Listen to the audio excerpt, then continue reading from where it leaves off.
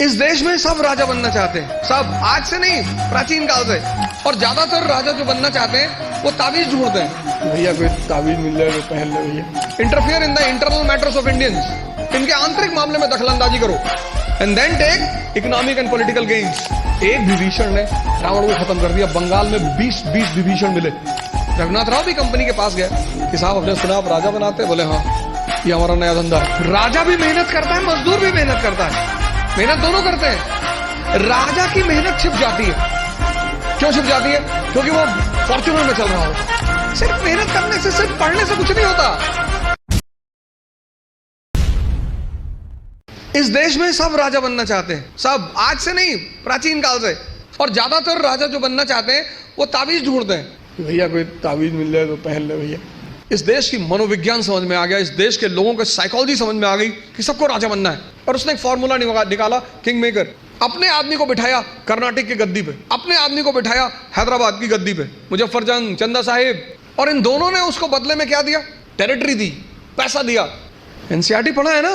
चंदा साहिब ने 80 गांव दिए ड्यूप्ले को पांडिचेरी में।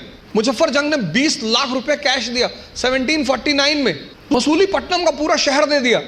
ड्यूप्ले को ऑनरेरी गवर्नर बना दिया, कृष्णा नदी से कन्याकुमारी तक। तो उसको लगा कि यार ये तो बड़ा प्यारा फॉर्मूला है। Interfere in the economic and interfere in the internal matters of Indians, इनके आंतरिक मामले में दखलंदाजी करो, and then take economic and political gains. ये था formula. Interfere in internal matters of Indians, इनके आंतरिक मामले में दखलंदाजी करो और फिर इनसे इकोनॉमिक और पॉलिटिकल फायदा लो। ये फॉर्मूला निकाला किसने? ड्यूप्ले ने। इसको लगाया किसने? क्लाइव ने। फोर्ट विलियम का गवर्नर बन के पहुंचता है बंगाल, और बंगाल पहुंचते ही वो पूछता बंगालियों से कौन कौन राजा बनेगा। सब हाथ उठा दिए, मीर जाफर, खादिम खान, इतने लोगों ने हाथ उठा दिया। साहब एक विभीषण ने रावण को खत्म कर दिया। बंगाल में 20 विभीषण मिले। फॉर्मूला, किसी भी चीज को जब आप एंटर करोगे, प्लासी का युद्ध 1757, बैटल ऑफ प्लासी 1757, वो युद्ध से जीता गया था, धोखे से, क्लाइव। और फिर इस फॉर्मूले को कंपनी ने भारत में लगाया। कौन सा फॉर्मूला? किंग मेकर का फॉर्मूला। पहला एंग्लो मराठा वॉर 1775 किसकी वजह से हुआ? रघुनाथ राव। रघुनाथ राव भी कंपनी के पास गया कि साहब अपने सुना आप राजा बनाते? बोले हाँ, ये हमारा नया धंधा है। बोले हमको पेशवा बनना है।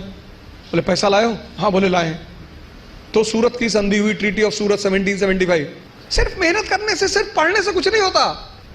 अगर मेहनत करने से सब कुछ होता तो सबसे ज्यादा फायदा होता मजदूरों का। और राजा भी मेहनत करता है, मजदूर भी मेहनत करता है, मेहनत दोनों करते हैं। राजा की मेहनत छिप जाती है। क्यों छिप जाती है? क्योंकि वो फॉर्च्यूनर में चल रहा होता है। तो लोग उसकी मेहनत नहीं देख पाते, उसकी फॉर्च्यूनर देखते हैं, उसका कपड़ा देखते हैं, उसका घर देखते हैं। इसलिए राजा की मेहनत दिखाई नहीं पड़ती, लेकिन मजदूर की मेहनत दिखाई पड़ती है। मेहनत दोनों करते हैं। फर्क क्या होता है? एक बिना सूत्र के करता है, बिना फॉर्मूले के करता है, कुछ भी करता है। आज ये किताब खरीद लाया, कल वो किताब ले आएगा, फिर एनसीईआरटी ले आएगा, पढ़ा जा रहा है, पढ़ा जा रहा है। सदाशिव पेट में खड़ा है यवले चाय की दुकान पे, किसी ने कह दिया पॉलिटी की नई किताब आई है, तुरंत देखे, अच्छा कौन सी भाई साहब? पता लड़कों ने बता दी कि ये किताब, गए बाजार से किताब लिया। मजदूर का अप्रोच नहीं है।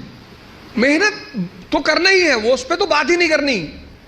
मेहनत तो करना ही नहीं, मेहनत पे तो सॉरी बात ही नहीं करनी। बात करनी है मेहनत के अप्रोच पे। कंपनी एक छोटे से फॉर्मूला, किंग मेकर का फॉर्मूला, सो समझ में आया, वो राजा बनाने लगी पूरे भारत में।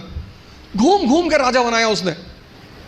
3 फॉर्मूले पे भारत पे कब्जा किया था कंपनी ने। पहला फॉर्मूला किंग मेकर, दूसरा सब्सिडियरी अलायंस, सहायक संधि, और तीसरा डॉक्ट्रिन ऑफ लैप्स। 3 फॉर्मूले के बल पर देश पर कंपनी ने कब्जा कर लिया था। पहला काम आप यही करो, समझो कि इस पर्टिकुलर एग्जामिनेशन की क्या आवश्यकता है। दूसरा, सेल्फ इंट्रोस्पेक्शन। आपकी क्षमता कितनी, आपकी ताकत कितनी, कम है, बढ़ा लो। भाई पहले दिन जॉगिंग करने जाओगे तो 20 किलोमीटर करोगे, और 20 किलोमीटर कर लिए तो शाम को आईसीयू में मिलोगे। जब भी हम कोई काम शुरू करते हैं तो हमारा मन बड़ा एक्साइटमेंट में रहता है। जैसे बड़ी छोटा सा एग्जांपल है, जब हम स्कूल में थे और क्लास चेंज होती थी, ये 3rd से 4th में गए, तो जब 4th क्लास की किताबें आती थी नई नई, उस दिन पढ़ने का बड़ा मन करता था। फिर 10 दिन बाद जब वो किताबें पुरानी हो जाती थी तो वही किताबें देखने का मन नहीं करता था। ये मन का नेचर